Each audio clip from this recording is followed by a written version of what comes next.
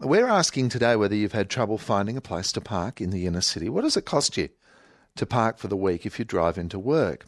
We heard this week that more and more of you are looking to rent out private parking spots from others who don't use them. And there's a company called Parkhound where people list their parking spaces or permits for a price per hour, per week or year. And they say there's been a big spike across Perth for this service. We'll chat to the co-founder of that shortly.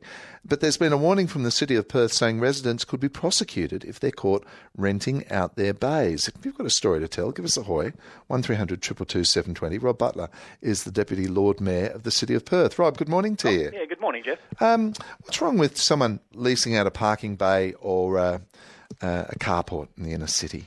When you say what's wrong with it, it does contravene the Perth parking policy and also the city planning scheme. So, because there is a lot more involved with just giving somebody a permit to lease out their bay or to have a spare bay or to be able to invite visitors to come over and use that permit in the street. So, a lot more involved in that. No, I understand, but just explain to me what's wrong with an idea that if I've got a parking, I live in an apartment building, I've got a parking bay, I live in a small house, I've got a room in my driveway, those kind of things, and I don't have a car.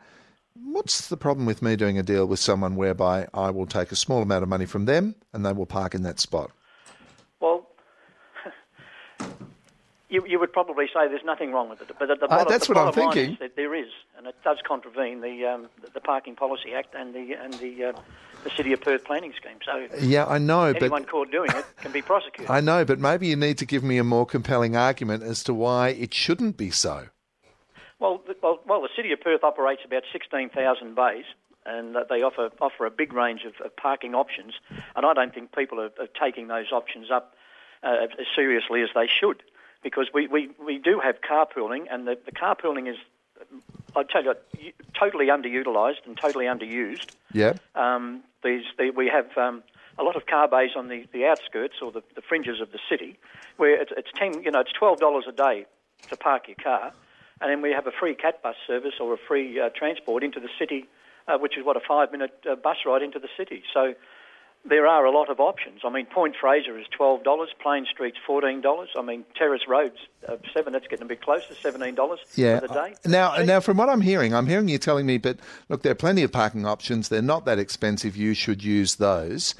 But not a compelling argument as to why I can't use my driveway and let someone else park there and me make some money. It does sound rather as if the City of Perth is protecting its turf.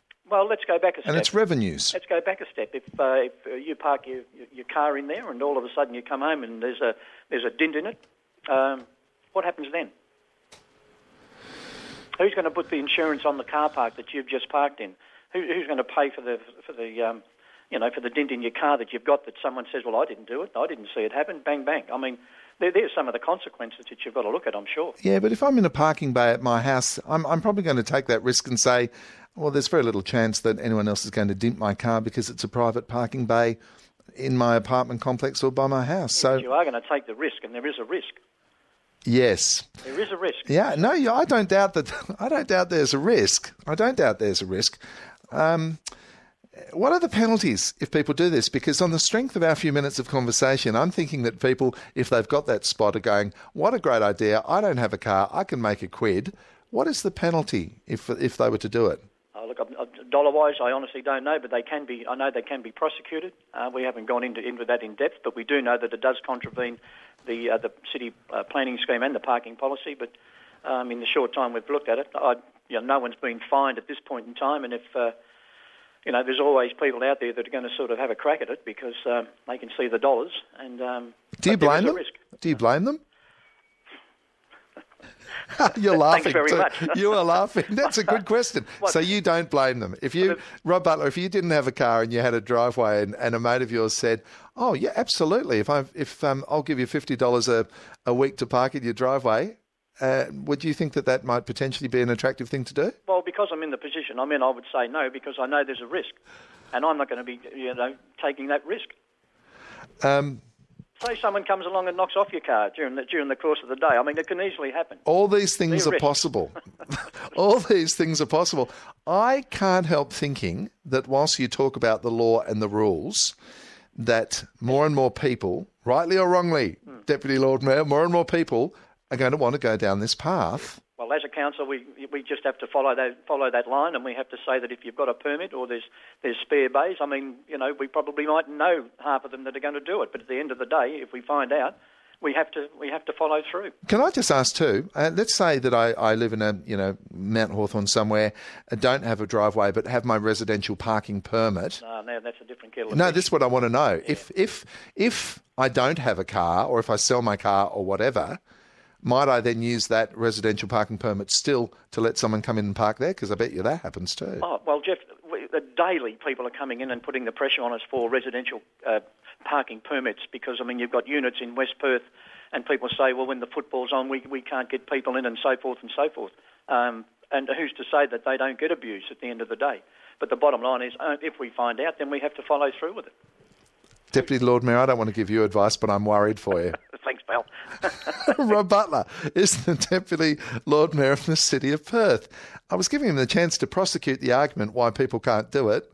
How do you think he went? Malcolm, good morning. I think his argument's ridiculous.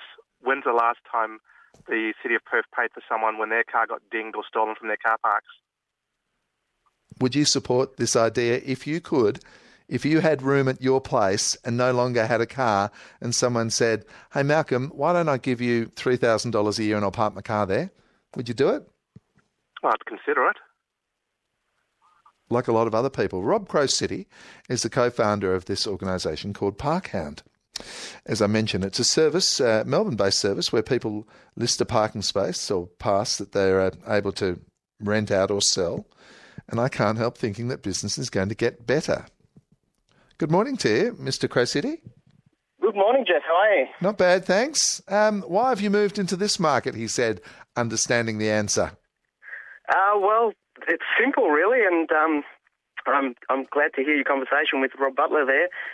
Parking is a big problem in Perth, and I can't believe the council is denying that. I'm not sure if he was the Deputy Lord Mayor or the Minister of Denial there at the City of Perth.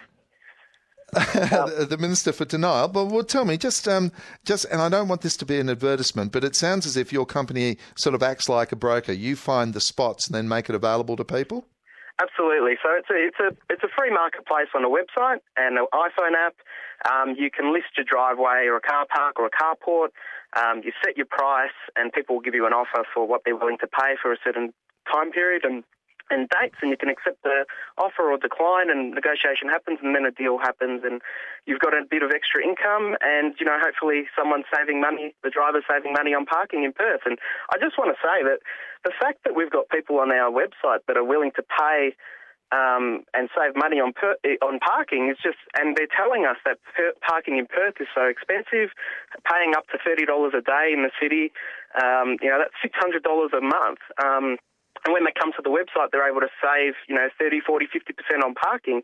Just proves the argument that there is a scarcity of parking in Perth, and the 16,000 bays in that the Deputy Lord Mayor was talking about isn't enough. Do you expect this business to grow? We do, because they're just not making enough more land. So, you know, do you think there'll be more people willing to flout the laws of the City of Perth? Well, on that, I'd like to say that the bylaws, you know, the reason they haven't prosecuted anyone is because they can't. The bylaws only apply to commercial car parks. And we've had, you know, people look into it. Our lawyers have looked into it, and the fees and the bylaws only don't apply to residential car parks. So if the City of Perth is trying to claim that someone subletting their driveway makes them a commercial car park, I think that's pretty ridiculous. It's like saying if you subletted your second bedroom to a housemate, that makes you a hotel. It's clearly ridiculous. You're not a hotel. You're not a commercial car park if you lease your driveway. I think we're going to be talking about this